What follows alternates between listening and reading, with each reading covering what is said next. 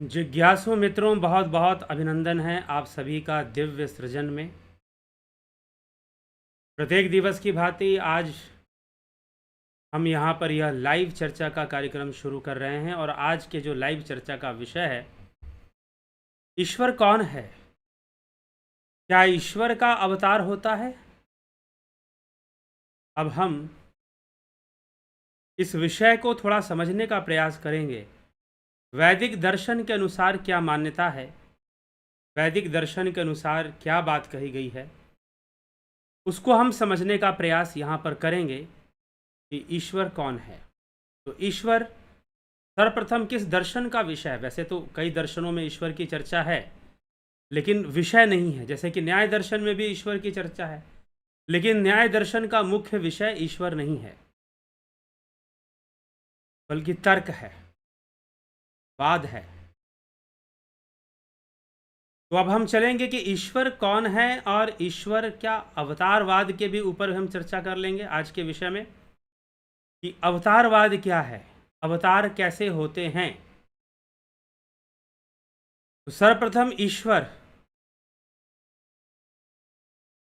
ईश्वर के विषय में वेदांत दर्शन क्या कहता है। वेदांत की अनेक शाखाएं हैं, उनके अपने अपने मत हैं, लेकिन जो मुख्य वेदांत है, अगर हम आदिगुरु शंकराचार्य के मत को मानते हैं ईश्वर के विषय में, तो दो मत है, एक है ब्रह्म का और एक है ईश्वर का। ईश्वर भी ब्रह्म है, ब्रह्म भी ईश्वर है, ऐसा कह सकते हैं। निरुक्त के अनुसार, शब्दार्थ के अनुसार आप ऐसा कह सकते हैं। हाँ, भगवान की परिभाषा अलग हो जाएगी, देवता अलग हो जाएंगे। भगवान जो अवतारी हैं वो भगवान होते हैं। अब अवतारी कौन होते हैं, किनका अवतार होता है? क्या ईश्वर का अवतार होता है? तो अब यहां पर दो विषय बन जाते हैं, ब्रह्म और ईश्वर। अब आदिगुरु शंकराचार्य की व्याख्या अनुसार ईश्वर भावनात्मक शक्ति है, ईश्वर भाव शक्ति है। लेकिन ब्रह्म जो है वो भावातीत है, भावनाओं से परे, बियॉन्ड इमोशंस। और जो इमोशन में है, जिस ईश्वर की आप पूजा करोगे, उससे प्रार्थना करोगे, उससे अपनी भावनाएं जोड़ोगे, भाव से उसे पुकारोगे, तो भाव से आप ईश्वर को पुकार सकते हैं, ब्रह्म को नहीं पुकार सकते। ऐसी मान्यता अद्वैत दर्शन में पाई जाती है। तो ईश्वर भावनात्मक शक्ति है, तो भावनात्मक शक्ति होने के कारण, भाव जगत का होने के कारण, फिर प्रकृति के अंदर आ जाएगा। प्रकृति से परे नहीं माना जा सकता, क्योंकि सारी भावनाएं प्रकृति के 3 गुणों से प्रेरित हैं। सतोगुण, रजोगुण, तमोगुण, सारी भावनाएं प्रकृति के 3 गुणों से प्रेरित हैं। और ईश्वर भी भाव युक्त है, भाव से ही प्रभावित हो रहा है, तो वो उससे परे नहीं माना जा सकता। ऐसी बात यहाँ पर आ जाएगी। लेकिन फिर बात लोग कहेंगे जो ईश्वर भक्त नहीं, ईश्वर तो प्रकृति से परे, वो तो सर्वश्रेष्ठ, सर्व प्रिय, और वो इस तरह से उसकी मान्यता। तो हम अपनी भावनाओं में एक भावना जाल बुन के रखते हैं, एक कल्पना करके रखते हैं कि एक ऐसी शक्ति है जो कण कण में विराजमान है। जीवन में घटनाएं घट रही हैं, बहुत सारी प्रारब्ध से घट रही हैं, निश्चय ही तमोगुण, सतोगुण, रजोगुण, प्रकृति के त्रिगुणी माया से घट रही हैं। लेकिन फिर ईश्वर की मान्यता किस ढंग से है? अगर आप आदि गुरु शंकराचार्य की विचारधारा में जाएंगे तो ईश्वर एक भाव शक्ति है, ईश्वर ब्रह्म नहीं है। उन्होंने ईश्वर और ब्रह्म का भेद किया है।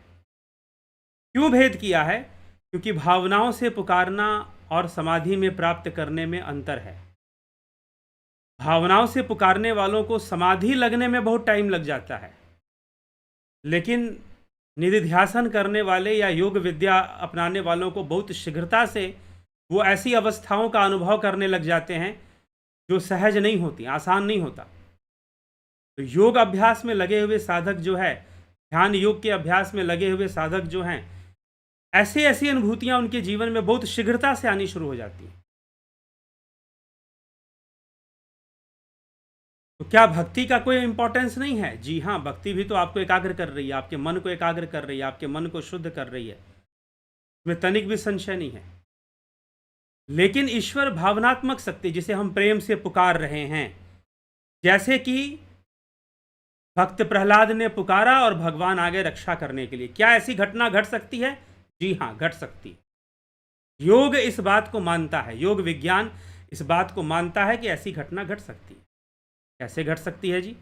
भाव शक्ति से। भावनाओं में शक्ति होती है, भावनाओं में शक्ति होती है, लेकिन भावनाओं के द्वारा जो शक्ति का प्रयोग होता है वो शाश्वत नहीं होता, वो हमेशा के लिए नहीं होता और हर किसी के लिए नहीं होता। फिर प्रश्न उठेगा, कृष्ण द्रौपदी की लाज बचाने आए, क्या हर महिला की लाज बच रही है? हो सकता है कि कई महिलाएं भगवान को पुकारती होंगी जब उनके सामने द्रौपदी जैसी संकट आती हो, तो क्या भगवान आ जा रहे हैं बचाने के लिए? क्या भगवान आ जा रहे हैं बचाने के लिए? यह भी प्रश्न उठेगा। तो इसीलिए निर्भर करता है कि बुलाने वाले की भाव शक्ति कैसी है। क्या प्रहलाद जैसी है? क्या ध्रुव जैसी है? क्या द्रौपदी जैसी है? क्या शबरी जैसी है? क्या मीरा जैसी है? कलयुग में हुई मीराबाई तो कलयुग में हुई, धन्ना जाट कलयुग में हुए, लेकिन फिर भी अपने भाव शक्ति का प्रदर्शन किया, अर्थात भाव शक्ति से किसी शक्ति को बुला लिया, भगवान को बुला लिया।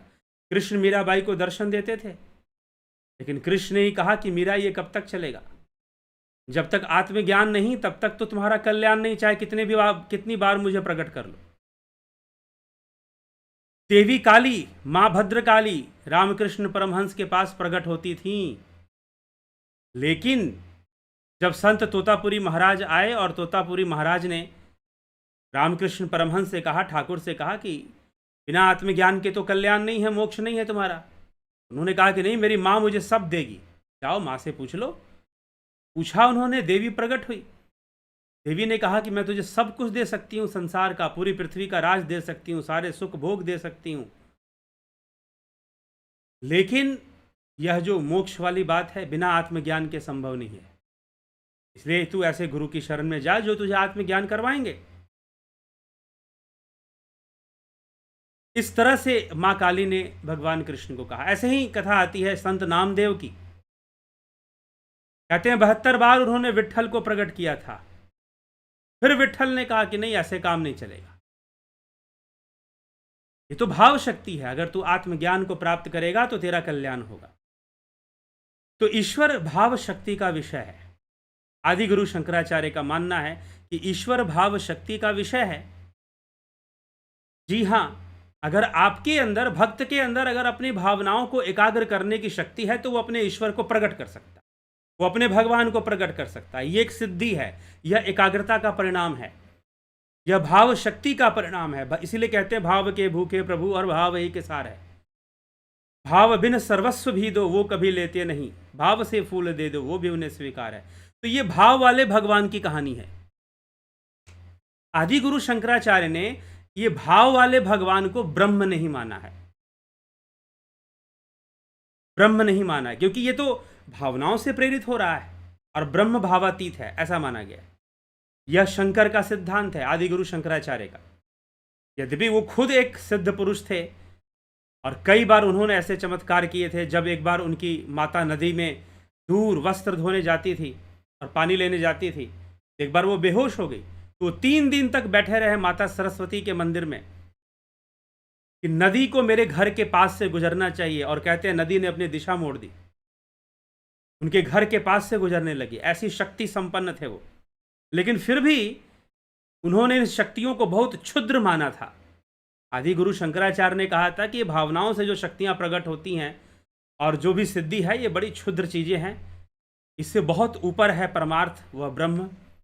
हमें उस आत्मा की ओर ध्यान देना चाहिए, क्योंकि वास्तव में आत्मज्ञान ही जीवन जीने का तरीका है। जीवन को बेहतर ढंग से जीना है तो उस योग के साथ, उस आत्मज्ञान के साथ, तो जीवन बेहतर ढंग से आप जी पाएंगे, साक्षी भाव से जी पाएंगे, जीवन अच्छे से समझ में आएगा, जीवन के रहस्य भी समझ में आएंगे, खुद जान पाएंगे, दूसरों को भी जना पाएंगे, दूसरों को भी सिखा पाएंगे, दूसरों को भी समझा पाएंगे। तो ईश्वर को भाव शक्ति या भगवान भाव शक्ति है, भाव रूप है, वो भावनाओं के वशीभूत प्रकट होगा, वो अवतार भी लेगा। ठीक है। लेकिन जो अवतारी पुरुष होते हैं वो ब्रह्मज्ञानी होते हैं। फिर भगवान राम थे, योग वासिष्ठ पढ़िए। राम के चरित्र को समझना है तो सिर्फ रामायण पढ़ने से काम नहीं चलेगा, महारामायण भी पढ़ना चाहिए। महारामायण भी पढ़ना चाहिए, जिसमें कि वशिष्ठ जी ने जो उपदेश दिए और राम जी ने जो इच्छा रखी आजीवन वैरागी बने रहने का, आजीवन सन्यासी बनने का, अवधूत बनने का, साधु बनने का, विवाह ना करने की इच्छा रखी थी भगवान राम ने भगवान वशिष्ठ, ऋषि वशिष्ठ के समक्ष। लेकिन वशिष्ठ जी ने फिर वही उपदेश दिया जो गीता में भगवान कृष्ण अर्जुन को दे रहे हैं। वशिष्ठ रामायण कुछ वैसे ही महारामायण उसको कहते हैं, योग वासिष्ठ जिसको हम कहते हैं। तो इस प्रकार से हमें ये बात समझनी चाहिए, हमें ये तथ्य समझना चाहिए, और यह ईश्वर का विषय है। तो ईश्वर भाव शक्ति, आप उसे भाव से पुकारते हो, प्रेम से पुकारते हो, भावनाओं का प्रयोग होता है। लेकिन जब आप ब्रह्म उपासना करते हो, जब आप ध्यान योग करते हो, तो आप शून्य की अवस्था में जाते हो, आत्मा की अवस्था में जाते हो, भावनाओं से परे, विचारों से परे की अवस्था में आप जाते हो, जो मोक्ष कारक है। तो अब प्रश्न उठता है कि जो ध्यान योग के मार्ग पर चल रहे हैं, क्या उन्हें ईश्वर भक्ति अलग से करनी चाहिए? कोई जरूरत नहीं, उनके लिए कोई आवश्यक नहीं है। हाँ, जो ध्यान योग का मार्ग नहीं जानते हैं, जो उस परम पद के मार्ग को नहीं जानते हैं, वो जरूर भगवान की भक्ति, गुरु भक्ति, इन सब में उनको सहारा लेना ही चाहिए। हाँ, थोड़ा बहुत जो ध्यान योग करते हैं उनको ध्यान योग करना चाहिए, लेकिन अगर साथ में ऐसी गुरु शक्ति या भाव शक्ति का सहारा भी मिल जाए तो वो और अधिक सहायक हो जाता है फिर ध्यान योग में आगे बढ़ना। तो भावनात्मक रूप से ईश्वर को स्वीकार किया है आदि गुरु शंकराचार्य ने, व्यवहारिक जगत में स्वीकार किया, परमार्थ में नहीं। परमार्थ में सिर्फ ब्रह्म को माना है, परमार्थ में सिर्फ ब्रह्म को स्वीकार किया गया है आदि गुरु शंकराचार्य के द्वारा। ईश्वरीय सत्ता को परमार्थी न मानकर भावनात्मक रूप से माना है। यह भाव शक्ति का विषय है। अगर आपके पास भाव शक्ति है तो आपके लिए ईश्वर है, प्रकट हो जाएगा वो रक्षा करने के लिए। बाकी प्रारब्ध है, प्रारब्ध से बहुत सारी घटनाएं घटती हैं। क्या ईश्वर प्रारब्ध को बदल सकता है? जी नहीं। यहां पर मीमांसा आके खड़ी हो जाएगा, बोला कि प्रमाणित करो कि कैसे बदल देगा प्रारब्ध को, किसी का बदला हो तो दिखाओ। तो वो कुछ कहानी सुनाएंगे कि मेरे ऊपर ऐसे कृपा हो गई। अरे देव योग है, मीमांसा शास्त्र कहेगा ये देव योग है आपका कि ऐसा हो गया। आप ही के साथ हो गया ना, सबके साथ तो नहीं हो गया। जब सार्वभौमिक नहीं है तो कैसे मान लिया जाए कि आपके ऊपर कृपा हो गई? ठीक, तो इसीलिए यह भाव शक्ति का विषय माना गया है ईश्वर, भगवान को, देवता को, ईश्वर को। यह भावनात्मक विषय है, यह भाव शक्ति का विषय है। यदि आप अपनी भावना को उस लेवल पर ले जाते हैं, यदि आप अपनी भाव शक्ति को उस ऊंचाई पर ले जाते हैं, तो भाव शक्ति स्मरण मात्र से ही जो भी आपके इष्ट हैं वो प्रकट हो जाएंगे। अगर आपकी भाव शक्ति ठाकुर रामकृष्ण परमहंस जैसी हो जाए, मीराबाई जैसी हो जाए, धन्ना जाट जैसी हो जाए, और भी कई भक्त हैं, अगर वैसी आपकी भाव शक्ति हो जाए, आप प्रकट कर सकते हो, अपने इष्ट को अपने सामने प्रकट कर सकते हो। ये संभव है। लेकिन कुल मिलाकर यह भावनाओं का ही विषय है, तो अंततः यह भी नश्वर प्रमाणित हो जाता है। अंततः यह भी नश्वर प्रमाणित ही हो जाता है। ठीक, तो जो नश्वर प्रमाणित हो गया वो स्थिर नहीं, तो वो ब्रह्म नहीं। ब्रह्म क्योंकि नश्वर नहीं है, ब्रह्म शाश्वत है। ब्रह्म कदापि नश्वर नहीं है, ब्रह्म हमेशा ही से ही शाश्वत है। तो उस ब्रह्म को जानना और ईश्वर को जानना, ये दो अलग बातें भी मान ली गई हैं। ईश्वर को भगवान, क्योंकि भगों से संपन्न होने के कारण हम उन्हें भगवान भी कह सकते हैं। भगों से संपन्न होने के कारण हम उन्हें भगवान भी कह सकते हैं और कहते हैं। तो चलिए, ये ईश्वर का विषय है। अब विषय आता है अवतार का, कि अवतार क्या है। अवतारवाद की व्याख्या पुराणों में ज़्यादा मिलती है, क्योंकि पुराणों में कथाएं मिलती हैं, लेकिन पुराणों में एक्सप्लेनेशन नहीं मिलेगा आपको। अवतार कैसे हो जाते हैं, क्यों आ जाते हैं, इसका कोई डिक्लेरेशन, कोई एक्सप्लेनेशन, कोई साइंस इसका समझाया गया हो, ऐसा नहीं है। लेकिन जब आप वैदिक दर्शन में उतरेंगे, कॉन्सेप्ट्स पे जाएंगे, तो वहां कुछ और बात आपको मिलेगी। वहां क्या मिलेगा कि क्या ईश्वर का अवतार होता है? जब ईश्वर को अगर भावनात्मक शक्ति मान लिया जाए तो ईश्वर का अवतार मानने में कोई दिक्कत नहीं है। लेकिन अगर ये कहोगे कि ईश्वर शुद्ध ब्रह्म है, वही ईश्वर है, तो फिर ब्रह्म का अवतार मान्य नहीं है, क्योंकि ब्रह्म तो पहले से ही सर्वव्यापी है, तो अवतार क्या लेगा वो पहले से ही सर्वव्यापी है, तो उसे क्यों अवतार लेने की आवश्यकता है? वह कोई व्यक्ति नहीं है, उसको पर्सनालिटी देना पड़ेगा, व्यक्तित्व देना पड़ेगा। अगर आप कहते हैं कि वह ब्रह्म अवतार लेगा, तो उस ब्रह्म को व्यक्तित्व देना पड़ेगा, और व्यक्तित्व दोगे तो उसकी सर्वव्यापकता पर शंका हो जाएगी, क्योंकि जिसके पास व्यक्तित्व है वो सर्वव्यापी नहीं हो सकता। ये दोनों बातें एक साथ संभव नहीं है कि व्यक्तित्व भी हो और सर्वव्यापी भी हो। तत्व रूप में सर्वव्यापी है ब्रह्म, इसलिए उसका व्यक्तित्व मान्य नहीं है। तत्व रूप में ही ब्रह्म को मान्यता दी गई है। व्यक्तित्व देने से दूसरी और अन्य शंकाएं उत्पन्न हो जाएंगी। इसीलिए अगर ईश्वर को भाव शक्ति मान लिया जाए, तो ईश्वर को व्यक्तित्व उस ढंग से देकर उसके अवतार को माना जा सकता। लेकिन युग सूत्र में और जगहों पर सिद्धों का अवतार माना गया है, ना कि ईश्वर का अवतार माना गया। सिद्धों का अवतार जो जीवन मुक्त सिद्ध पुरुष हैं, जो जीवन मुक्त योगी हैं, जो अपनी साधना को इतना परिपक्व कर चुके हैं कि कम से कम स्थूल शरीर के बंधन को तोड़ चुके हैं, तो सूक्ष्म शरीर में रहते हुए वो शरीर धारण भी कर सकते हैं, या फिर बिना शरीर धारण किए हुए भी रह सकते हैं। वो अपना शरीर धारण भी कर सकते हैं और बिना शरीर धारण किए हुए भी रह सकते हैं। सूक्ष्म जगत में रह सकते हैं, सूक्ष्म लोक में रह सकते हैं, और वो जगत कल्याण हेतु उनके अंदर थोड़ी सी जगत कल्याण की भावना होती है, इच्छा होती है कि मेरे द्वारा संसार का कल्याण हो जाए। उस जगत कल्याण को करने के लिए वो अवतार ले सकते हैं अपनी इच्छा से। उनको, क्योंकि वो सिद्ध अवस्था में, सूक्ष्म लोक में है, ऊंची अवस्था में नीचे उतरते हैं, धरती पर आते हैं। नीचे मतलब कहीं ऊपर आसमान में नहीं, सूक्ष्म अवस्था में, सूक्ष्म से स्थूल में आते हैं, तो उनको अवतार माना है योग सूत्र ने, सिद्धों का अवतार माना है, जीवन मुक्त सिद्ध पुरुषों का अवतार माना गया है। और वो सर्वज्ञ होते हैं, जब जन्म लेते हैं, शरीर धारण करते हैं, सर्वज्ञ और सर्वशक्तिमान, सारी सिद्धियां उनके पास होती हैं। ठीक, सारी सिद्धियां उनके पास होती हैं फिर, और फिर वो अवतार लेते हैं और जगत को शिक्षा देते हैं, सारी दुनिया को शिक्षा प्रदान करते हैं, सीख देते हैं। तो सिद्धों का अवतार मान्य है। क्या देवताओं का भी अवतार मान्य है? हाँ, उनके अंश से अवतार हो सकता है, जैसे वायु तत्व का अंश से अवतार होना। जैसे कुंती के 5 पुत्र थे, पांडव जिसको हम कहते हैं, देवताओं के तत्व से, के अंश से जन्म दिया था। अब कुछ मूर्ख लोग हैं जो देवताओं की सही स्थिति को नहीं जानते। हिरण्य गर्भ में देवताओं का वास है, सूक्ष्म लोक में है, स्थूल देह है नहीं। तो कुछ लोग ऐसा भी मानते हैं कि नहीं,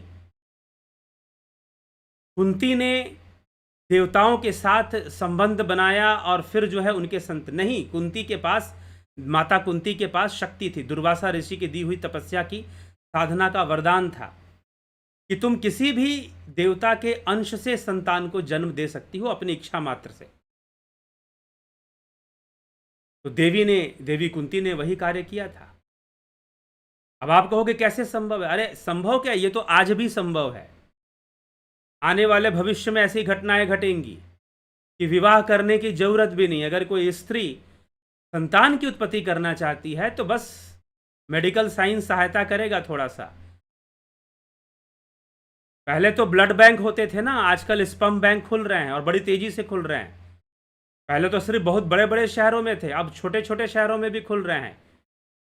ठीक है, और जो ट्रेंड चल रहा है आजकल का युवा, क्यों युवाओं पे मैंने थोड़ा सा बोला, अभी और युवाओं पे मुझे बोलना चाहिए।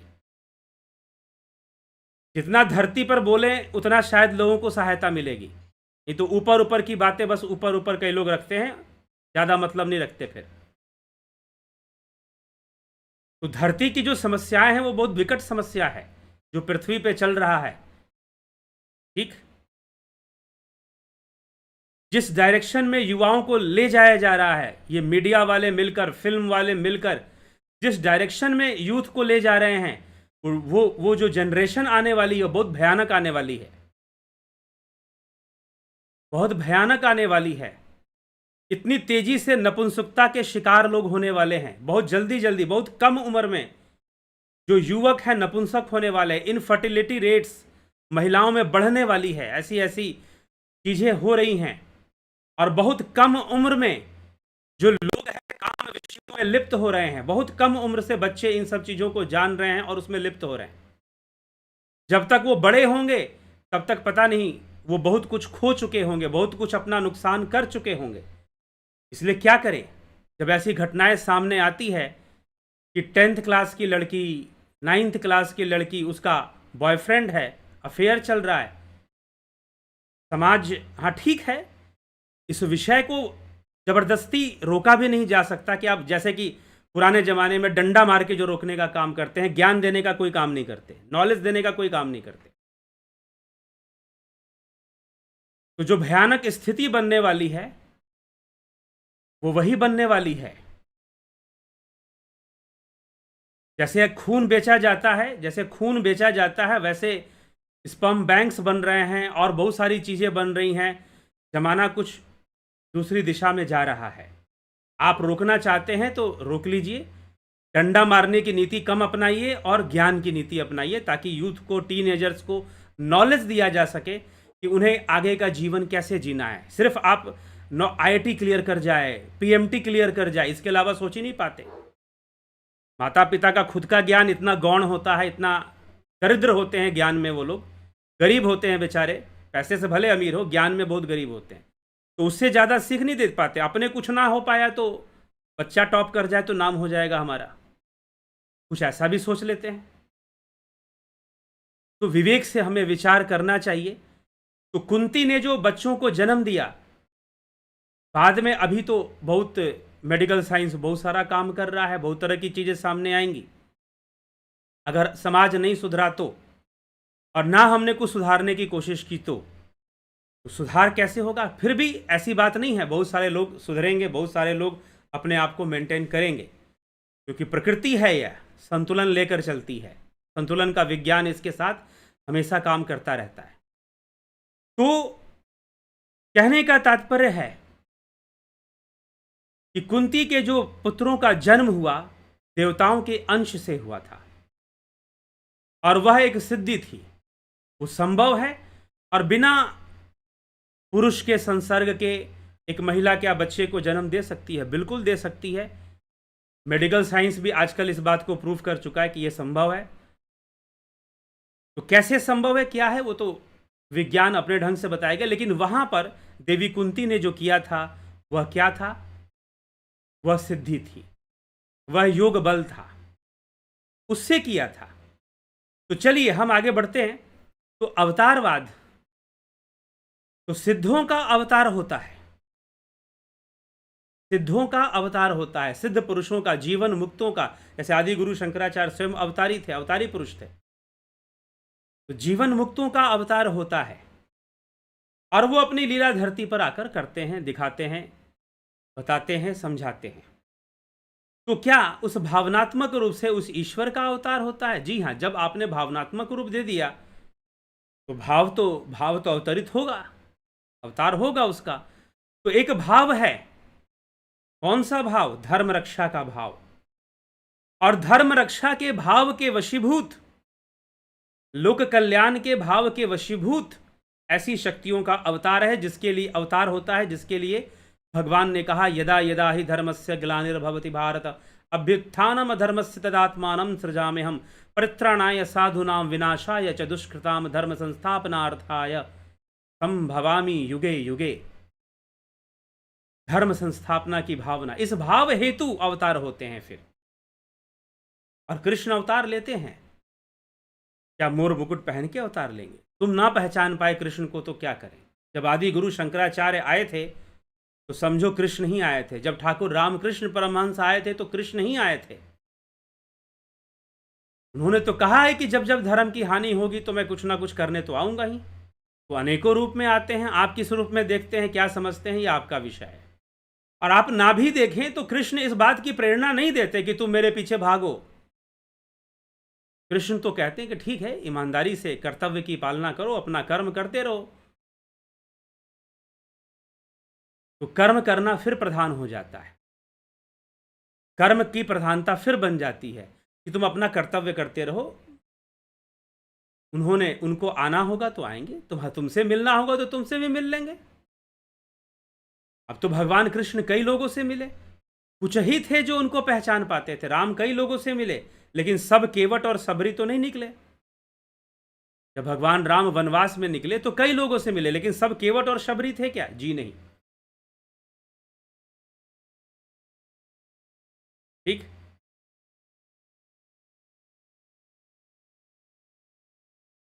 समझ गए? तो इसीलिए जब आप इस विषय को समझेंगे तो ईश्वर का विषय है, ईश्वर के अवतार का विषय है। तो ईश्वर का अवतार होता है, भावनात्मक रूप से होता है, लेकिन जो भावातीत ब्रह्म है उसको अजन्मा माना गया है, वो अज है। गोस्वामी तुलसीदास जी भी अज लिखते हैं। ब्रह्म जो व्यापक बिरज अज, निर्गुण विगत विनोद, उसे अज उसे भी लिखते हैं। विशिष्टाद्वैत की विचारधारा आ जाती है यहां पर। सोई अज प्रेम भक्ति वश कौशल्या के गोद, भाव के कारण। तो जब अवतार होगा तो भाव युक्त होगा। इससे जो ब्रह्म तत्व है उस पर कोई फर्क नहीं पड़ेगा। ये मत सोचिएगा कि वो ब्रह्म पहले ब्रह्मलोक में था और वहां से धरती पर आ गया, अवतार ले लिया। नहीं, ऐसा नहीं है। वो ब्रह्म अपने तत्व रूप में सर्वव्यापी हमेशा ही है, सर्वदा ही है। और वो अज है क्योंकि जन्म और मरण उसके लिए है ही नहीं। तो जन्म लेना और जन्म नहीं लेना, इन दोनों बातों से उसका कोई संबंध नहीं है। जन्म लेना और जन्म नहीं लेना, इन दोनों बातों से उसका कोई संबंध नहीं है। किसका संबंध नहीं है? ब्रह्म का संबंध नहीं है, क्योंकि वो सर्वव्यापी है। तो उसकी सर्वव्यापकता हमेशा बनी रहती है। हाँ, भावनात्मक शक्तियां आती हैं अवतार रूप में। ऐसे योगियों की शक्तियां आती हैं जो जीवन मुक्त हो चुके हैं, वो अवतार लेते हैं और जगत कल्याण करते हैं। प्रकृति उनके वश में होती है। फिर जैसे आप गाड़ी में जा रहे हो ना, अवतार और साधारण मनुष्य में क्या अंतर? गाड़ी में जा रहे हो तो गाड़ी चलेगी तो आप भी चलोगे, गाड़ी रुकेगी तो आप भी रुकोगे, क्योंकि आप गाड़ी में बैठे हुए हो। लेकिन एक ड्राइवर है जो गाड़ी चला रहा है, क्या अपनी मर्जी से चला रहा है? जी नहीं। जो गाड़ी का सिस्टम है उसी के अनुसार तो चलाएगा। तो लेकिन उसके पास डायरेक्शन देने की शक्ति है, स्टीयरिंग उसके हाथ में, वो डायरेक्शन दे सकता है। गाड़ी को इधर मुड़ाओ, गाड़ी को उधर घुमाओ, वो डायरेक्शन दे सकता है। डायरेक्शन देने की क्षमता उसके पास सर्वदा है। ठीक है? तो ड्राइवर कौन है? वो अवतारी पुरुष है, वो संत हैं, वो गुरु है, वो अवतारी पुरुष हैं ड्राइवर। वो किसी को डायरेक्शन देने की क्षमता रखते हैं, तो वो डायरेक्शन उस गाड़ी को सही दिशा में ले जाएंगे जो उनकी गाड़ी में बैठे हुए। बस इतना सा फर्क है। तो जो ड्राइवर है वो अवतारी पुरुष है, उसके पास कंट्रोल है, प्रकृति का कंट्रोल वो रखता है। प्रकृति का नियंत्रण, तत्वों का नियंत्रण और गुणों का नियंत्रण वो अपने पास रखता है, क्योंकि वो सिद्ध है। वह योग से सिद्ध होकर उसने जन्म धारण किया है। तो उन्हें हम अवतारी कहते हैं। दूसरा आवेश अवतार, भाव शक्ति से आवेश अवतार भी होता है। आपके अंदर भावनाओं की एकाग्रता अद्भुत होनी चाहिए, असामान्य होनी, एक्स्ट्रा ऑर्डिनरी होनी चाहिए, तो चमत्कार घटित होगा। मैंने खुद, क्योंकि मेरे अनुभव, मैं इन अनुभवों से गुजरा हूं कि क्या भाव शक्ति से कोई इष्ट प्रकट हो सकते हैं। जी हाँ, इष्ट, आपके इष्ट देवता प्रकट हो सकते हैं, आपके देवता प्रकट हो सकते हैं, लेकिन मोक्ष तो नहीं दे सकते, मुक्ति तो बिल्कुल नहीं दे सकते। अगर कोई कह भी दे तो कभी मान मत लेना गलती से। रामकृष्ण परमहंस का पूरा कहानी झूठी साबित होगी, फिर गीता झूठी साबित होने लगेगी फिर। इसलिए सनातन धर्म ये नहीं कि किसी का मुंह है कुछ भी बोल दिया सुना दिया तो धर्म हो गया, नहीं। शास्त्रों की तरफ जाना चाहिए, तब जाकर समझ में आएगा, नहीं तो सिर्फ भटकाव होगा। भटकाने वाले लोगों की कमी नहीं है संसार में। आपको बहुत सारे चमत्कारों की कहानियां सुना देंगे, हजारों लोग मिल के सुना देंगे, आपको लगेगा कि शायद यही तो धर्म है, यही तो असली धर्म यहीं पर है, यहां चमत्कार हो रहा है। जाओ, पता चलेगा धीरे धीरे कितना हो रहा है, क्या हो रहा है। हाँ, चमत्कार हो सकते हैं। कोई द्रौपदी जैसी भावना शक्ति रखता हो कि कृष्ण दौड़े चले आए, तो कृष्ण आ सकते हैं। कोई ऐसी भाव शक्ति, और योगियों के पास ऐसी भाव शक्ति होती है, वो अपनी भाव शक्ति से बहुत कुछ कर सकते हैं। ठीक, तो और भक्तों के अंदर भी भाव शक्ति होती है। तो जिसके अंदर भाव शक्ति का बल है, भाव बल जिसके अंदर कार्य कर रहा है, वो अपने इष्ट को प्रकट कर सकता है, वो अपने इष्ट को प्रकट कर सकता है। ठीक, तो यह हमें समझना होगा। ये भक्ति का विषय है, यह भावना का विषय है। लेकिन जब आप ब्रह्म की बात करोगे, ब्रह्म की बात करोगे, तो उसमें तो अपने अहंकार को मिटाना होगा, ध्यान योग में लीन हो जाना होगा। ठीक है, सिमरन में लीन हो जाना होगा, सिमरन में लीन हो जाना होगा, ध्यान योग में लीन हो जाना होगा। और जब लीन हो जाओगे तो फिर क्या होगा? फिर समाधि घटित होगी, और फिर समाधि से भी आगे निकल जाओगे, समाधि से भी आगे निकल जाओगे। समाधियां तो कई प्रकार की बताई गई है ना, तो उससे भी आगे निकल जाओगे, कैवल्य हो जाएगा, कैवल्य में लीन हो जाओगे तो मोक्ष हो जाएगा, ब्रह्म पद की प्राप्ति हो जाएगी। तो यहां पर जीव की यात्रा पूर्ण हो जाएगी, जीव की यात्रा पूर्ण हो जाएगी। लेकिन अत्यधिक भटकाव होने से बातें समझ में नहीं आई। तो इसीलिए ईश्वर को भाव शक्ति के रूप में माना गया है। तो ईश्वर से प्रार्थना करनी चाहिए, बिल्कुल करनी चाहिए। यही प्रार्थना करनी चाहिए कि हम ध्यान योग के मार्ग पर आगे बढ़ें, हम आत्मज्ञान के मार्ग पर आगे बढ़ें, हम समाज कल्याण के मार्ग पर आगे बढ़ें। प्रार्थना करनी चाहिए, कोई दिक्कत नहीं, कोई बुराई नहीं। लेकिन इष्ट देव हो, भगवान हो, कुछ भी हो, अंत में हमें सबसे मुक्त हो जाना चाहिए, सबके प्रति निष्काम भावना रखना चाहिए, और मुक्त होकर हमें लीन आगे बढ़ना चाहिए ध्यान में। ठीक है, तो यह प्रक्रिया है। तो अवतार किसका होता है? देखो, धरती पे आएगा, क्योंकि धरती पे आने के लिए, अवतार लेने के लिए प्रकृति का बंधन तो स्वीकार करना पड़ेगा, और सबने किया। भगवान राम ने भी प्रकृति का बंधन स्वीकार किया, कृष्ण ने भी प्रकृति का बंधन स्वीकार किया, सबने प्रकृति का बंधन स्वीकार किया। किसने नहीं किया प्रकृति का बंधन स्वीकार?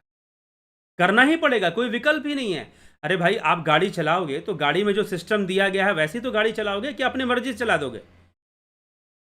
नहीं चला पाओगे। तो प्रकृति के हिसाब से ही अवतारी पुरुष भी आते हैं, तो वह भी इस प्रकृति के सिद्धांत के हिसाब से ही। इसलिए तो भगवान समझा क्या रहे हैं अर्जुन को, गीता सही से पढ़ी, अपने मन मर्जी वाली बात ही पढ़नी है तो बात अलग है, हमें ये अच्छा लगता है और हम यही समझेंगे तो फिर बात अलग है। लेकिन अगर गीता सही से पढ़ेंगे तो भगवान तो बार बार अर्जुन से कहते हैं, रिपीट करके कहते हैं कि कर्म मैं नहीं करवाता, प्रकृति के गुणों के वशीभूत सारे कर्म हो रहे हैं और जीव परवश होकर सारे कर्म कर रहा है।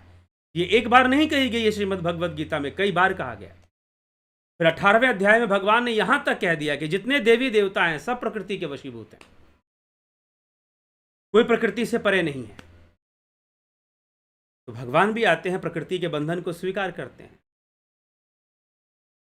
तो पर उपदेश कुशल बहुतेरे, उपदेश देना बड़ा आसान होता है, तो ये भगवान सब संभाल लेंगे, ये कर लेंगे। अरे भाई, द्रौपदी का भगवान ने संभाल लिया, मीराबाई का संभाल लिया, वो विशेष लोग थे, उनकी भावना शक्ति विशेष थी, सामान्य जन से एक्स्ट्रा ऑर्डिनरी भाव शक्ति उनके पास थी, असामान्य। तो आप अभ्यास कीजिए ना, आप साधना के मार्ग पर, भक्ति के मार्ग पर अभ्यास कीजिए। अभ्यास करेंगे आपकी भी भावना शक्ति एक्स्ट्रा ऑर्डिनरी हो सकती है। ध्यान योग का ही अभ्यास कर लीजिए अच्छे से, एकाग्रता बढ़ती जाएगी और भाव शक्ति विकसित होती जाएगी। फिर आपकी भाव शक्ति से क्यों नहीं प्रकट हो सकते हैं आपके इष्ट। तो इसीलिए सिर्फ उपदेश नहीं देना, विज्ञान को समझाना होता है कि आखिर में घटना क्या घट रही है। द्रौपदी की ही लाज क्यों बचेगी, बाकी हर नारी की लाज बच जाए, आ जाए कृष्ण बचा लें। ठीक, तो सबके पास वो प्रारब्ध होना चाहिए और भाव शक्ति भी होनी चाहिए, जो त्रिगुणी माया का जो मजबूत संगठन है उसको भेद सके, उसको भेद सके। तो भेदने के लिए वैसी साधना, उपासना, तपस्या होनी चाहिए, तब तो कोई वैसा हो पाएगा। सिर्फ ऊपर ऊपर से कह दो कि प्रेम करो भगवान से, प्रेम करो भगवान से, बड़ा सुंदर लगता है सुनने में कि प्रेम करो भगवान से। प्रेम करना चाहिए, कोई नहीं बोलेगा कि हमको प्रेम नहीं है, लेकिन प्रेम होना बहुत बड़ी बात है। प्रेम होना बहुत बड़ी बात है, बहुत ऊंची चीज है। ठीक, इसीलिए ध्यान योग का मार्ग दिया जाता है। ध्यान योग से स्वतः ही भाव शक्ति का विकास भी होता है। जब आप ब्रह्म को जानोगे तो ईश्वर कहाँ बचेगा। लेकिन रामानुजाचार्य के सिद्धांत में ईश्वर ब्रह्म एक ही है, तो उन्होंने ब्रह्म को व्यक्तित्व माना है, तो व्यक्ति के रूप में माना है कि भाई एक महान व्यक्तित्व है, एक शक्तिशाली व्यक्तित्व है जो ब्रह्म है, ऐसा माना है। सब में, इस्लाम हो, क्रिश्चियनिटी में हो, व्यक्तित्व के रूप में ही देखा गया है। उसकी इच्छा है, वो कुछ करता है, लेकिन ब्रह्म जो अद्वैत सिद्धांत है, पतंजलि योग सूत्र है, मीमांसा सूत्र है, मीमांसा सूत्र में कर्म को सबसे बड़ा मान लिया गया है, ईश्वर से भी बड़ा दावा कर दिया गया है कि ईश्वर कुछ नहीं कर सकता, जो कर्म हुआ है उसे भोगना है। हाँ, प्रायश्चित करोगे तो सहारा मिलेगा थोड़ा। तो ये जितने भी सिद्धांत हैं, योग सूत्र है, उसमें भी ईश्वर को माना गया, लेकिन फिर भी महर्षि पतंजलि जिस मार्ग पे लगा रहे हैं, अष्टांग योग के मार्ग पर, ध्यान के मार्ग पर, ध्यान समाधि हर की व्याख्या कर रहे हैं, उनकी व्याख्या करते हुए ये नहीं कह रहे हैं कि तुम्हें ईश्वर से प्रेम कर कर ईश्वर में लीन होना है। अगर यही समझाना था तो अष्टांग योग को इतना लंबा चौड़ा समझाने की कोई आवश्यकता ही नहीं थी फिर, जितना उन्होंने अष्टांग योग को समझाया है। तो उस ढंग से अगर हम योग सूत्र के अनुसार जाते हैं तो ईश्वर है,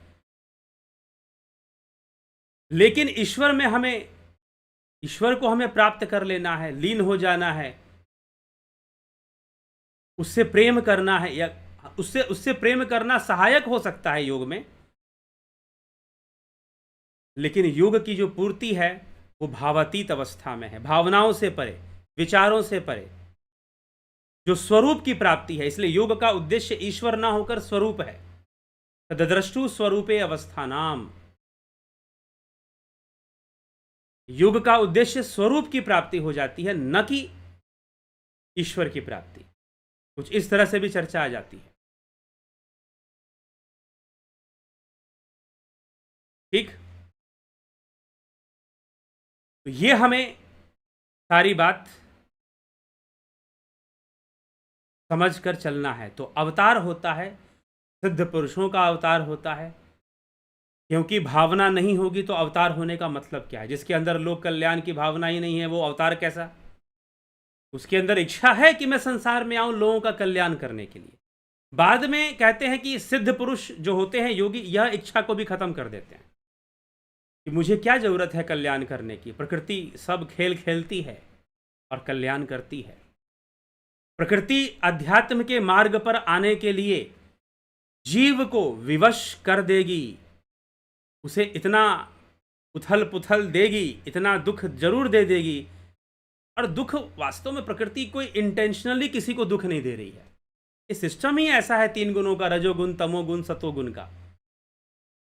प्रकृति चाहती है कि आप उसे जानो, आप रिसर्च करो और जानो कि प्रकृति क्या चीज है। जितना अंदर इसके घुसोगे, जितना प्रकृति को समझोगे, उतना परमात्मा सरल हो जाएगा,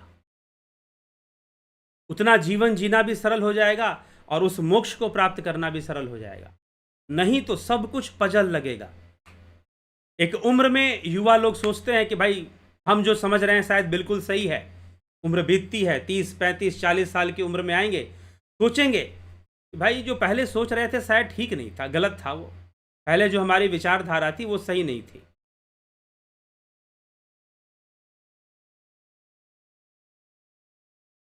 ठीक, वैसे भी होता है। तो चलिए इसी के साथ हम आगे बढ़ेंगे। आप एक कमेंट को भी देखेंगे। आप लोग चैनल को जरूर सब्सक्राइब कर लिया कीजिए, क्योंकि आगे से चैनल में कमेंट करने की जो परमिट है वो सब्सक्राइबर्स को होगी सिर्फ। ठीक, तो चलिए आगे बढ़ते हैं। आपके कमेंट्स भी थोड़े बहुत देख लेते हैं। अगर लगेगा कि काम का कमेंट किया है या सिर्फ शब्द जाल बुना है तो देख लेते हैं। नरेंद्र माकुड़े जी, बहुत अभिनंदन है।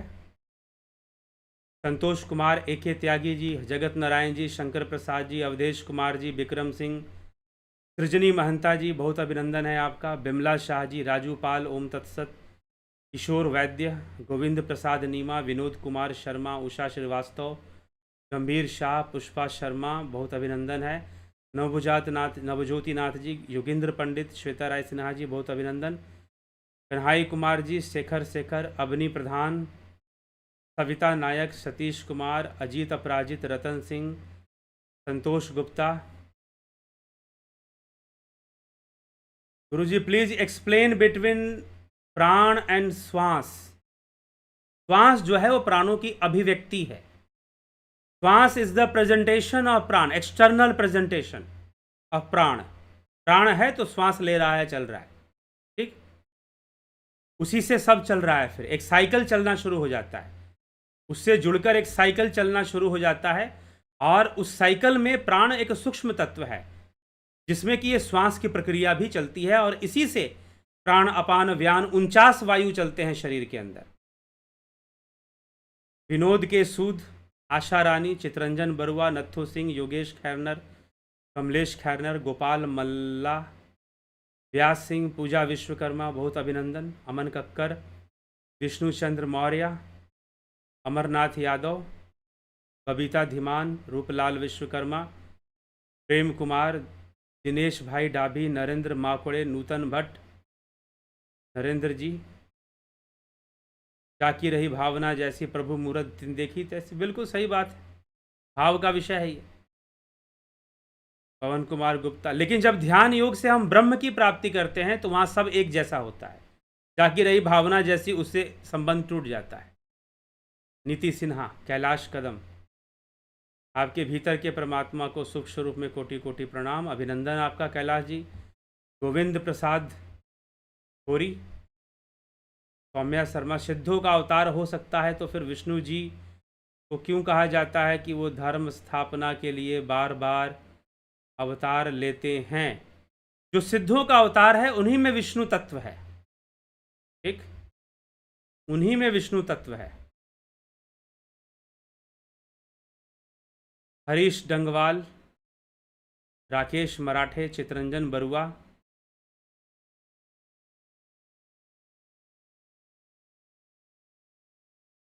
ब्रह्म का तो तू सनातन जड़ चेतन। जड़ चेतन तो उसका विवर्त है, उसकी अभिव्यक्ति है। कल हम इस पर देखते हैं, चर्चा करेंगे विवर्त के ऊपर। तो उसकी अभिव्यक्ति है जो इंद्रियों के, देखिए पहले बात आप टू वर्ल्ड थ्योरी को समझिए। एक है सेंसरी वर्ल्ड और एक है बियॉन्ड सेंसेस। ये कॉन्सेप्ट आप लोग कभी कवर नहीं करते। जितने इस तरह के प्रश्न है ना, आप ये भूल जाते हो कि इंद्रियों का जगत एक अलग जगत है। आप सारी चीजों को इंद्रिय जगत में घुसा देते हो, इसीलिए अद्वैत समझ में नहीं आएगा। अद्वैत समझना असंभव है। आदि गुरु शंकराचार्य ने 3 सत्ताओं की बात की है, व्यवहारिक सत्ता, प्रतिभासिक सत्ता, पारमार्थिक सत्ता। ये 3 बातें अगर आपको नहीं समझ में आती, अद्वैत कभी समझ में नहीं आ सकता। असंभव है अद्वैत को समझ पाना। शंकराचार्य ने क्या बोला है, समझ पाना असंभव है। Never compare Brahma from sensory experiences. जड़ और चेतन इज ए सेंसरी एक्सपीरियंस। वो शास्त्रों की बात भी नहीं समझ में आने वाली। क्यों नहीं समझ में आने वाली? क्योंकि वो लिखा ही इस ढंग से गया है कि आदमी को कुछ समझ में आया। तो ब्रह्म ने जड़ चेतन बनाया, लेकिन जड़ चेतन का अस्तित्व कहां पर है? इंद्रिय जगत में है, इन द सेंसरी वर्ल्ड में जड़ चेतन है। अगर आप बियॉन्ड सेंसरी वर्ल्ड चले जाओगे तो सिर्फ चेतन ही चेतन है, सिर्फ चेतन ही चेतन है, सिर्फ परमात्मा ही परमात्मा है, सिर्फ ब्रह्म ही ब्रह्म है, दूसरा कुछ भी नहीं है। इसीलिए आदि गुरु शंकराचार्य ने कहा कि सब कुछ ब्रह्म है, जगत भी ब्रह्म है, जीव भी ब्रह्म है। वह एक अवस्था है जहां हम इंद्रियों के परे चले जाते हैं, वहां से जब अनुभव करते हैं तो सब ब्रह्म ही ब्रह्म है। नहीं तो इंद्रियों के जगत में संसार है। इस संसार को कौन प्रकट कर रहा है? ये इंद्रियां प्रकट कर रही हैं, ये सेंसेस वर्ल्ड को क्रिएट कर रही हैं। Without senses there is no world. अगर सेंसेस नहीं है तो कोई वर्ल्ड भी नहीं है, फिर कोई दुनिया भी नहीं है, फिर कोई संसार भी नहीं है, फिर कुछ नहीं बचेगा, ना रिश्ते नाते, कुछ नहीं, नथिंग। लेकिन हमें क्या है कि हमारे ऊपर इंद्रियों का अनुभव हावी है, तो हम इंद्रियों के अनुभव से तुलना करते हुए हम सोचते हैं कि दुनिया कैसे बनी होगी। अरे झूठ को देखकर सत्य को कैसे जान सकते हो? यह संसार जब मिथ्या है तो मिथ्या को देखकर और मिथ्या से तुलना कर कर आप उस सत्य ब्रह्म को या सत्य परमात्मा को कैसे जान पाओगे? क्योंकि आप सारी तुलना तो इस मिथ्या से कर रहे हो। जैसे आप मिथ्या में देख रहे हो कि चीजें कैसे प्रकट हो रही हैं, बन रही हैं, वैसे ही आप सोच रहे हो कि शायद वैसे ही कोई होगा जिसने दुनिया बना दी। शायद वो 1000 फीट का कोई आदमी होगा, अभी तो इतनी बड़ी दुनिया बनाई होगी। तो इसीलिए do not compare from the sensory experiences. Sensory world में जो चीजें चल रहा है उससे कंपेयर करते हुए उस ब्रह्म को नहीं देखना। यही आदि गुरु शंकराचार्य समझाना चाहते थे। ठीक, तो जड़ और चेतन is in sensory world. Senses जहां खत्म हुई, जहां सेंसेस का साम्राज्य खत्म, वहां पर सब खत्म। अंतःकरण और इंद्रियां खत्म होती हैं तो ये संसार भी खत्म हो जाएगा। हमारे लिए ये नहीं रहेगा, ये एग्जिस्ट नहीं करेगा। हम बियॉन्ड सेंसेस चले जाएंगे, फिर वहां ब्रह्म ही ब्रह्म है, ब्रह्म ही ब्रह्म है। तो जड़ और चेतन के रूप में उसने अपने आप को अभिव्यक्त किया। कहां अभिव्यक्त किया? इंद्रियों के साम्राज्य में अभिव्यक्त किया, इंद्रियों के जगत में अभिव्यक्त किया। इस तरह से मान सकते।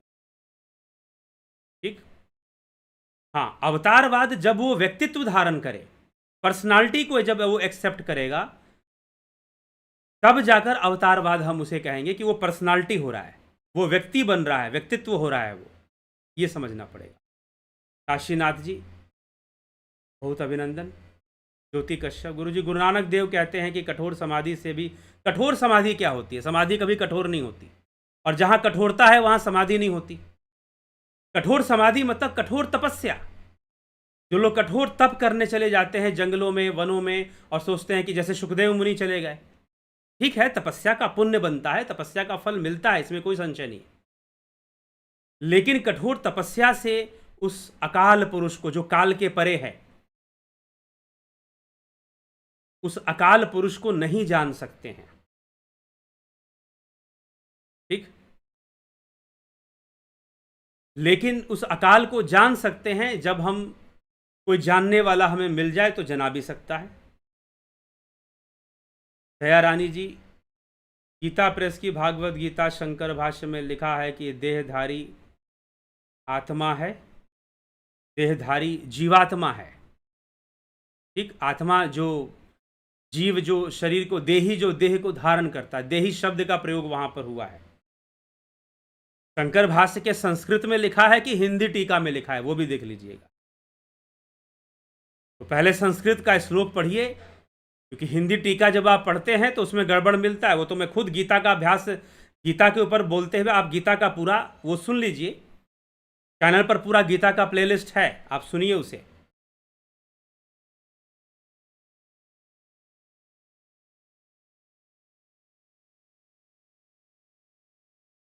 ठीक, गुरु नानक देव गुरबानी में कहते हैं कि मैंने वर्षों तक ध्यान तप, आप रेफरेंस में दे दिया कीजिए तो बहुत अच्छा होगा, क्योंकि बहुत कुछ वहाँ पर है, लिखा हुआ है। और गुरु नानक साहिब की ही वाणी है कि गुरु अर्जन देव की वाणी है, किसी और की भी वाणी हो सकती है।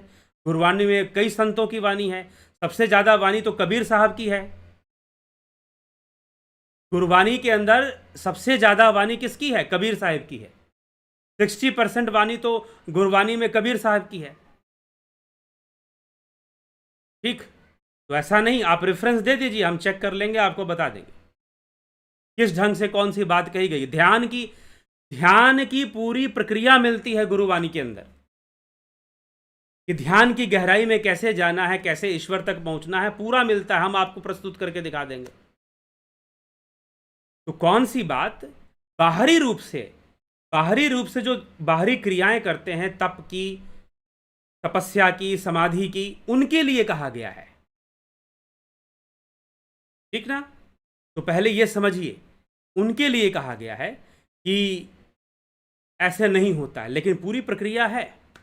गुरबानी में भी है, दशम ग्रंथ में भी है, गुरु गोविंद सिंह जी का जो दशम ग्रंथ है उसमें भी है। दिव्य दृष्टि की बात है, दिव्य ज्योति की बात है, दर्शन की बात है, अंतर्घट में, ये सब गुरबानी के अंदर प्राप्त होता है। ठीक, तो इसीलिए जब भी आप लिखते हैं और मेरे पास लिखते हैं तो पूरा अनुसंधान है तभी लिखिए, नहीं तो ना लिखे तो बेहतर है। सिल्वर बॉलर, गुरुजी अगर ब्रह्म सर्वव्यापी हैं तो क्या सब ब्रह्मांड, लोकाज और जो कुछ भी स्पेस में है वो ब्रह्म से ही उत्पन्न हुआ है? प्रकाशित तो है ही, विवर्त तो मान्य है।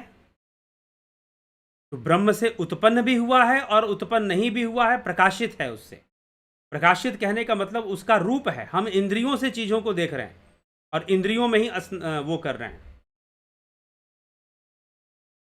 सतनाम वाहे गुरु नाम जब से, अब देखिए ये भी कहा गया है गुरबानी के अंदर, कृतम नाम कथे तेरे जिह्वा सतनाम तेरा परापूर बला। जिह्वा से जो बोलते हैं वो कृत्रिम नाम है, चाहे वाहे गुरु बोलो चाहे जो बोलो। जब जिह्वा का प्रयोग होगा ना, जब जीभ का प्रयोग होगा तो वो कृत्रिम नाम होगा। ठीक, अभी बहुत कुछ है गुरबानी में, निकालना शुरू करूंगा तो फिर पता चलेगा। तो इसीलिए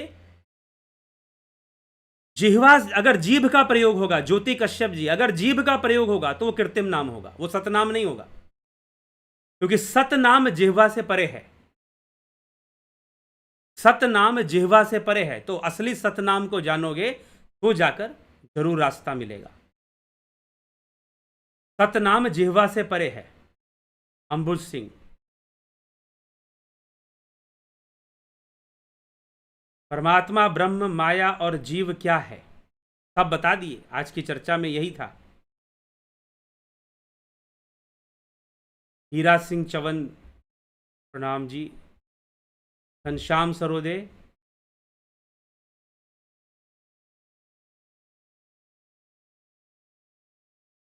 ब्रह्म का अंश मात्र, उसका अंश कहां से लाएंगे हम? जब वो सर्वव्यापी है तो सब कुछ उसका अंश है, आप स्वयं उसका अंश हो।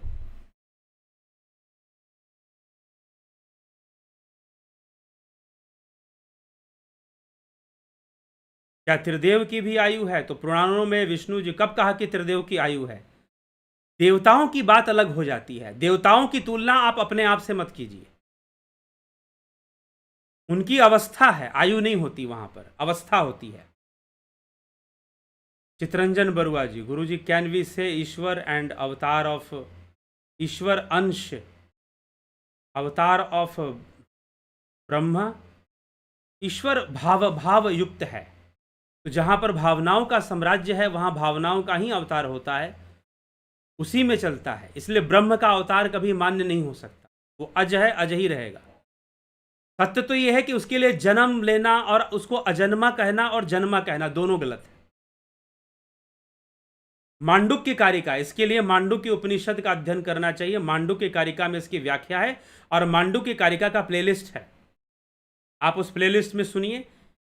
साफ साफ श्लोकों में लिखा हुआ है कि ब्रह्म को पहले बताया गया कि अजन्मा है, फिर कहा गया ना जन्मा है ना अजन्मा है। यह विषय ब्रह्म का ही नहीं है कि जन्म लेगा अजन्मा होगा, इस पे चर्चा ही नहीं होनी चाहिए। जब आप ब्रह्म की चर्चा करते हो तो इस विषय पे चर्चा नहीं होनी चाहिए कि वो जन्म लेगा कि अजन्मा होगा। ये बड़ी विचित्र सी बात है। ये कहा गया है, मांडुक्य उपनिषद ये मानता है कि यह चर्चा ही नहीं होनी चाहिए कि ब्रह्म का जन्म होगा कि जो सर्वव्यापी है वो तो आपके भीतर भी है, आप लिख रहे हो वहां भी ब्रह्म है। तो ब्रह्म अपने शुद्ध रूप में वो है, बस उसके अवतार होने का कोई संभावना है ही नहीं। मांडुक्य उपनिषद और उपनिषदों के कई उपनिषदों में इसका वर्णन मिल जाएगा आपको, और सब झूठे साबित होंगे फिर अगर मान लिया कि ब्रह्म ने अवतार लिया तो। हाँ, अथर्व श्रुति में ब्रह्म की दो संतानें बताई गई हैं, जड़ और चेतन। तो वो सिंबॉलिक एक्सप्लेनेशन है। वो क्या है? एक सिंबॉलिक एक्सप्लेनेशन है, एक संकेत दिया गया है कि जड़, क्योंकि इंद्रिय जगत में देखिए वेद कौन पढ़ रहा है, शास्त्र कौन पढ़ रहा है? हम अपनी इंद्रियों से ही तो पढ़ रहे हैं ना। तो ऋषि मुनियों ने देखा कि इसे जो भी पढ़ेगा या जो भी जानेगा वो अपने इंद्रियों से जानेगा, तो उसके अनुकूल कुछ बातें लिख दी गई, उसके अनुकूल कुछ बातें लिख दी गई। लेकिन फिर बाद में उन्होंने जो षड दर्शन आया या उपनिषद आया, उनमें कठोर स्पष्टवादिता आपको दिखाई देगी, कठोर। उसमें विचारधाराएं खंडित होनी शुरू हो जाएंगी। तो मांडुक्य कारिका, जो मांडुक्य उपनिषद का विस्तार है योगी गौड़पाद के द्वारा। योगी गौड़पाद कौन थे? आदि गुरु शंकराचार्य के गुरु थे गोविंदपाद। गोविंदपाद के गुरु थे योगी गौड़पाद। उनकी व्याख्या, उनका जो वर्णन है मांडुक्य कारिका में, वो पहले लिखते हैं कि ब्रह्म अजन्मा है। पहले तो उन्होंने ये लिख दिया, फिर लिखा कि ना वो जन्मा ना ही अजन्मा, ये जन्मा और अजन्मा विषय ब्रह्म का नहीं है। अगर आपसे ये कहा जाए कि पानी से कपड़े सिल दो, तो कपड़े सिलना पानी का विषय नहीं है, ठीक है? कपड़े सिलना पानी का विषय नहीं है। तो कपड़े सिलने के लिए सुई चाहिए। तो अब पानी कपड़ा सिल सकता है कि कपड़ा नहीं सिल सकता है, यह व्यर्थ की चर्चा है। तो अद्वैतवादियों के द्वारा, आदि गुरु शंकराचार्य के द्वारा अगर यह चर्चा की जाए कि ब्रह्म का जन्म होगा और ब्रह्म का जन्म नहीं होगा, तो यह व्यर्थ की चर्चा है, बेकार की चर्चा है, यह विषय ही नहीं बनता। तो कैसे जन्म लेगा? क्या अपने सर्वव्यापकता को छोड़ देगा और फिर जन्म ले लेगा? नहीं। और जब भावनात्मक सत्ता में आ जाएगा, जब भाव युक्त हो जाएगा, तो ब्रह्म कहां रह जाएगा? क्योंकि भाव युक्त होने के लिए 3 गुणों के वशीभूत होना पड़ेगा। 3 गुणों के वशीभूत होना पड़ेगा, और 3 गुणों के वशीभूत होने से वहां पे ब्रह्म अपनी परिभाषा को खो देगा, वहां ब्रह्म नहीं रह जाएगा, ठीक है? और वैसे भी अगर मान लो कोई अवतारी पुरुष आ भी, मान लो कि चलो कृष्ण जो थे, भगवान कृष्ण आए, वो ब्रह्म के साक्षात अवतार थे, फिर दुनिया बदल जानी चाहिए। जिस तरह से हम ईश्वर या भगवान को मान के बैठे हैं, अगर वैसे है तो कहीं कोई पाप नहीं होना चाहिए, कहीं पर भी कोई पाप नहीं होना चाहिए, कुछ भी गलत नहीं होना चाहिए। लेकिन जब हम ये मान लेते हैं, जब शास्त्रों से हमें ये विचार मिलता है कि नहीं प्रकृति करती है, तो फिर लगता है कि हाँ ठीक है, प्रकृति में सतोगुण, रजोगुण, तमोगुण है, तो पाप भी हो रहा है, गलत भी हो रहा है। तो कई बार जो आइडियोलॉजिकल एक्सेप्टेंस है ना, वो प्रैक्टिकल एक्सेप्टेंस को खत्म कर देती है। आइडियोलॉजी हमेशा प्रैक्टिकलिटी को दबाने की कोशिश करती है। प्रैक्टिकल में घटनाएं कुछ और घटती हैं और हम आइडियोलॉजी को जबरदस्ती थोप के चलते हैं। ठीक है, आइडियल्स बनाने चाहिए, आइडियोलॉजीज होनी चाहिए ताकि समाज में अच्छा कार्य हो, लेकिन आइडियोलॉजीज को एक्सेप्ट करने के साथ जो प्रैक्टिकल चीजें हैं उसको एक्सेप्टेंस दे देना चाहिए। आंख बंद कर कर जो गॉड डिपेंडेंसी है वो धर्म की दुश्मन है, मानवता की दुश्मन है। यही था अंधकार युग। यूरोप में जो अंधकार युग आया था, that is only due to God dependency. Over dependency on God brings the dark age. ठीक है, तो इसीलिए अवतार किसका होता है? हाँ, अब भक्ति साहित्य में जाओगे तो वहां पर अवतार माना जाएगा, वहां पर डिपेंडेंसी मानी जाएगी।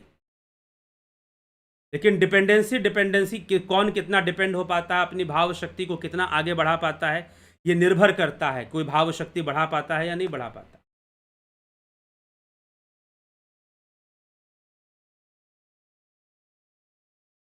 गीता प्रेस की शंकर भाष्य में लिखा है कि देही जो देह में रहता है अर्थात आत्मा, ये अर्थात शब्द लगाने की क्या जरूरत है, सीधा लिखो कि देही ही आत्मा है। और कठ उपनिषद में लिखा है कि शरीर रथ है और आत्मा इस रथ पर सवार रहती है। सही बात है। जलाराम राय का अभिनंदन है आपका।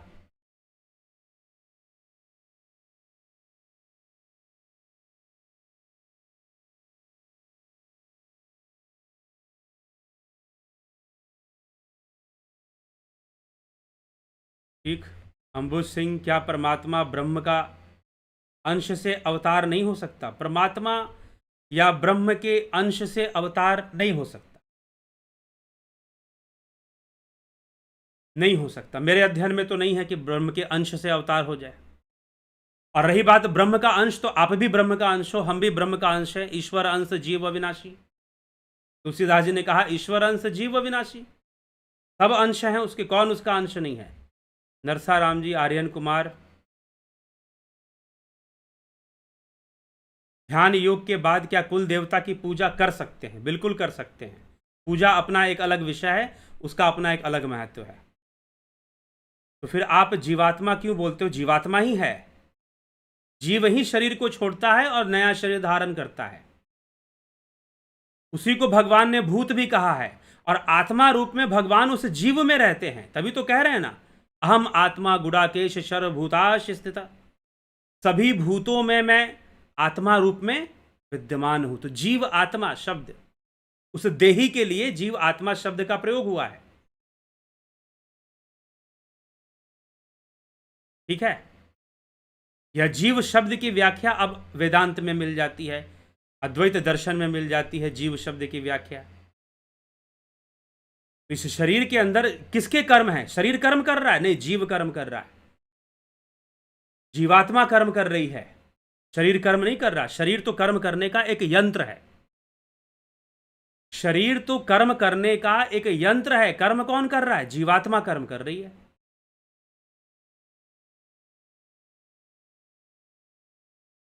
कौन सुन रहा है? जीवात्मा सुन रही। कौन बोल रहा है? जीवात्मा बोल रही है। शरीर को कौन छोड़ता है? जीवात्मा छोड़ती है। आत्मा सर्वव्यापी है, आत्मा तो सर्वव्यापी है, क्यों छोड़ेगी वो? तो इसीलिए भगवान ने कहा अहम आत्मा गुडाकेश सर्वभूता, सभी भूतों में स्थित हूं मैं। आचार्य जी कृष्ण जी अर्जुन से कहते हैं कि मैं ही साकार, मैं भी विष्णु, मैं ही ब्रह्मा, मैं ही इंद्र हूं। पढ़िए, सुनिए आप, पहले आप पूरी गीता को सुन लीजिए क्या बताया गया है। सबसे पहला, जब अपने भगवान अपनी विभूतियों का वर्णन करते हैं तो सबसे पहले ये बात कहते हैं अहम आत्मा गुडाकेश सर्वभूताश स्थिता, हे अर्जुन सभी भूतों में स्थित आत्मा पहले मैं ही हूं। और बाद में भगवान कहते कि क्या जानकर करेगा मेरे विभूतियों को, मना किया है। अरे कितना, गीता आप पढ़िए ना, गीता सुनिए आप, नहीं तो प्ले लिस्ट में है, सुनिए, उसमें इतना स्पष्ट भगवान ने कहा कि मेरे विभूतियों को जानकर क्या कर लेगा तू, क्या मिल जाएगा तुझे।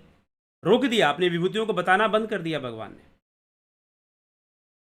10वां अध्याय पढ़िए, मिलेगा उसमें चर्चा। भगवान ने इसी बात पर जोर दिया कि मैं आत्मा रूप में सब में विद्यमान हूं, तो उस आत्मा को जानो। ओमराज हेम्ब्रोम सृजनी महंता वीर, क्या रामकृष्ण का शरीर माया, शरीर माया से ही बनता है, आदर्श प्रपंच से बनता है।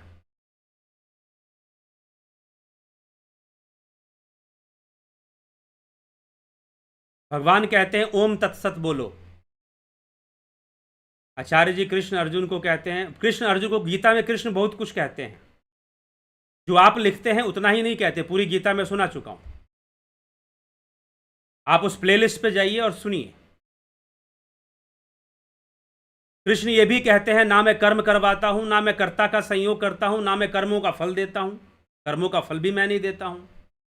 कृष्ण तो ये भी कह देते हैं, कृष्ण तो ये भी कहते हैं ना तू माम शक्य से दृष्टुमनैव स्वचक्षुषा, अपने इन आंखों से तू मुझे देख ही नहीं सकता, जो तू देख रहा है वो माया है। आज आप उसी रूप को मूर्तियों में, मूर्ति बनाकर मंदिरों में बिठा रहे हैं, जिसको भगवान ने माया कहा। अपने शरीर को भगवान ने माया कहा, आप उसी की मूर्ति बनाकर मंदिर में बिठा रहे हैं। और पूजा कर रहे हैं। भगवान ने बोला कि ओम तत्सत कहो, आप कह रहे हैं कि ओम नमो वसुदेवाय नमः जैसे बताते हैं, नहीं, ओम तत्सत कहने के लिए कहा है भगवान ने। आप दिखाइए वो श्लोक जहां पर ओम नमो वासुदेवाय नमः कहने के लिए कहा गया हो। पहले कृष्ण अपने स्वरूप को समझाते हैं कि तू मुझे शरीर समझना बंद कर, पहले तो बॉडी समझना बंद कर, ये रूप में मुझे मत देख, ठीक। अहम आत्मा गुडाकेश, मैं सभी भूतों में स्थित आत्मा में ही हूं, और जो उस आत्मा को जानता है वास्तविकता में वही कृष्ण को जानता है। आशा रानी जी, नरसाराम प्रजापत, प्रायश्चित कैसे करें, ये अब अलग विषय है। ये तो पर्सनल विषय भी है थोड़ा सा। योग वासिष्ठ पर भी एक बार चर्चा ला देंगे, क्योंकि योग वासिष्ठ पुराण के, उसकी जो संरचना है वो पुराणों के समान है। तो आप सुनना बंद कर दोगे अगर पूरा सुनाना शुरू कर दूं तो, ठीक। हाँ, उसका जो मूल सिद्धांत है या कुछ योग के ऊपर जो बातें हैं उन पर चर्चाएं कुछ हो सकती हैं, तो वो बाद में कोशिश किया जाएगा। और वो अद्वैत से हटकर नहीं है। योग वासिष्ठ अद्वैत सिद्धांत का ग्रंथ है। योग वासिष्ठ क्या है? अद्वैत सिद्धांत का ग्रंथ कहा जाता है।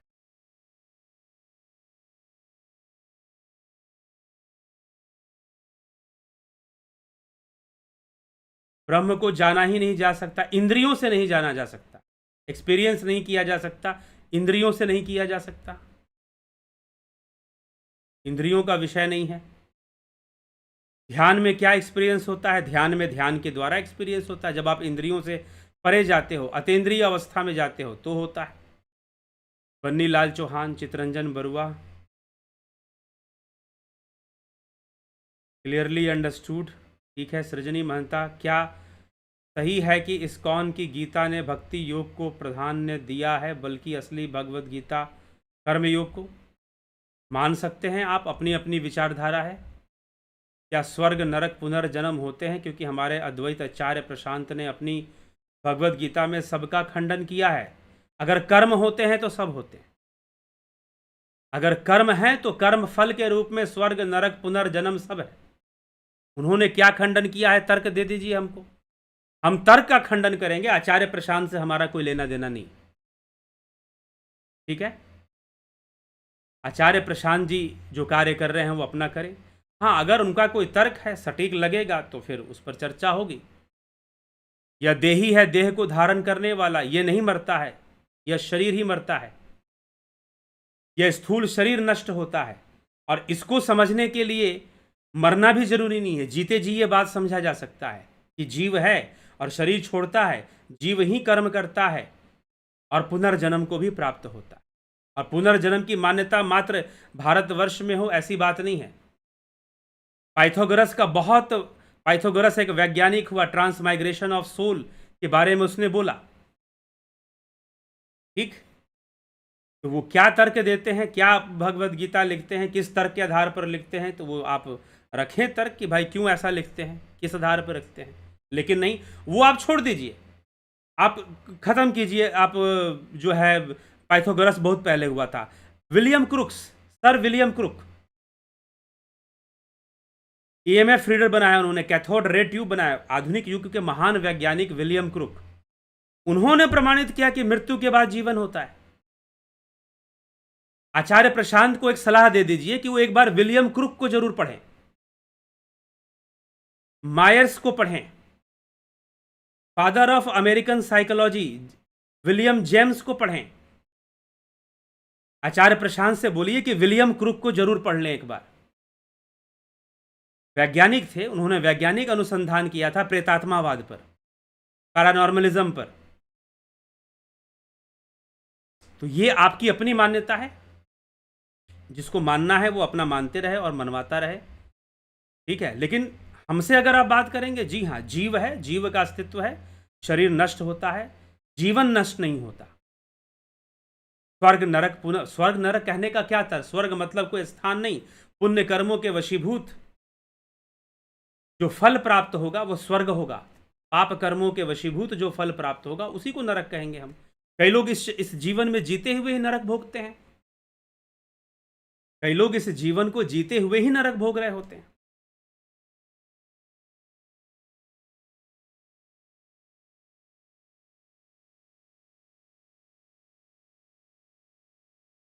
कठ उपनिषद में लिखा है कि शरीर रथ है, आत्मा रथी है। जी हाँ, ठीक है, इसमें क्या दिक्कत है? मधुकर नेलगे फ्रॉम महाराष्ट्र, गुरु जी जय श्री राम, जय श्री राम। कारण शरीर और सूक्ष्म शरीर को ही जीवात्मा कहते हैं। है बस जीव, अपने कर्म संस्कारों के साथ जो युक्त है वो जीव है।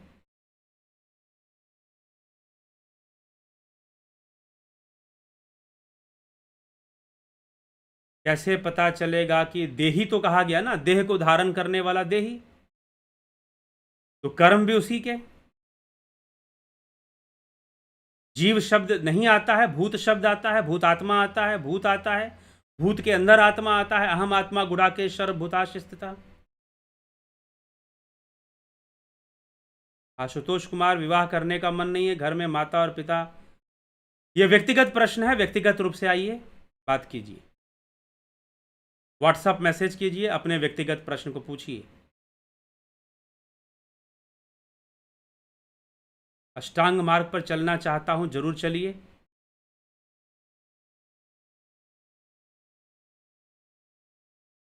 आत्मा एक शरीर से दूसरे शरीर में जाती है, कहा जा सकता है, क्योंकि आत्मा की अलग अलग परिभाषा आती है अलग अलग दर्शन में। इस्कॉन जो है वो अलग द्वैतवाद में माधवाचार्य की विचारधारा से इस्कॉन का संबंध है, ठीक है। तो इसीलिए वहाँ से विचारधारा को ली जाती है। तो आत्मा की परिभाषा अद्वैत में अलग है, मीमांसा में अलग है। मीमांसा में भी कहा गया है कि आत्मा एक शरीर को छोड़कर दूसरे शरीर में जाती है। मीमांसा शास्त्र भी इस बात को मानता है, क्योंकि वो आत्मा को ब्रह्म कहकर नहीं मानते, ब्रह्म की व्याख्या में वो जाते ही नहीं है। ब्रह्म की व्याख्या मात्र अद्वैत में प्राप्त होती है, ब्रह्म की व्याख्या मात्र अद्वैत में प्राप्त होती है। तो इसीलिए वहां पर कहा गया है अयम आत्मा ब्रह्म, आत्मा ही ब्रह्म है, मांडुक्य उपनिषद।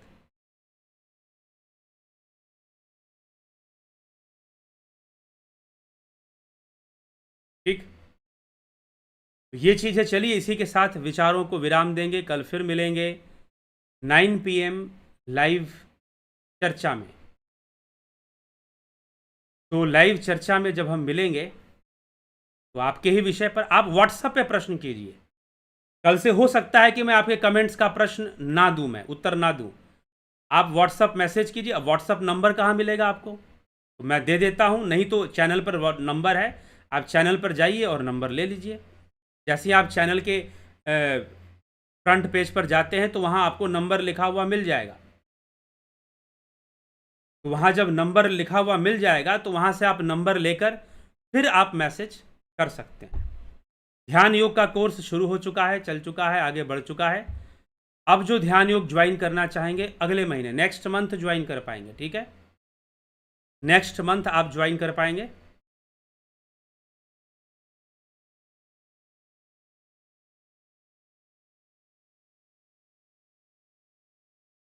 तो इसी के साथ अभी विराम देंगे। हाँ, फिलॉसफी का कोर्स शायद शुरू होगा तो उसकी जानकारी आपको मिलेगी आगे भविष्य में। बहुत अद्भुत कोर्स है, जरूर जानना चाहिए, कोर्सेज कीजिए, ठीक, जिससे कि बहुत सारी चीज़ें आपको स्पष्ट होंगी, बहुत सारी चीज़ें आपको पता चलेंगी। तो अभी फ़िलहाल इसी के साथ हम कार्यक्रम को विराम देते हैं। कल फिर मिलते हैं 9 PM लाइव चर्चा में। आप सभी का बहुत बहुत आभार। सभी को ओम तत्सत।